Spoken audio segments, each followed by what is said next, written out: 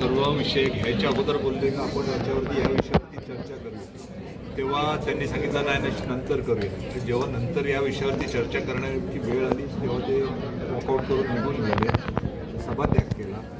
सभात्याग करण्याचा विषय पण काय तर पाण्याचे दर, जे आमचे पण सदस्य सांगत होते का पाण्याचे दर कमी करा. आमचे बरेच सदस्य पाण्याचे बसले बोलले इकडे दर कमी व्हायला पाहिजे, दर कमी व्हायला. पण हा जो दर वाढला होता तो कधीच आहे 2025 जानेवारीमध्ये हा प्रशासकीय कालावधीमध्ये हा ठराव झालेला. तेव्हा आमचे कोणीच सदस्य तिकडे नव्हते, कोणी आमदार नव्हते.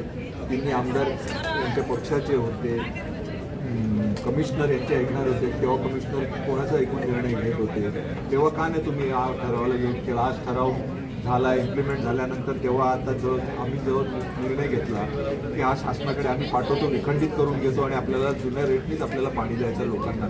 ते हे नुसतंच वेगळा काहीतरी विषय घेऊन इकडे गदारोळ केला, मूळ विषयाला बगल दिलेली आहे. तर हा विषय आम्ही आता शासनाकडे पाठवतोय विखंडित करण्यासाठी. त्यांचे 3 आमदार आहेत तालुक्यामध्ये, त्यांनी त्याच्यासाठी पण प्रयत्न करावे आणि हा ठराव विखंडित करून आणावा आणि आपल्या इकडच्या नागरिकांना दिलासा द्यावा.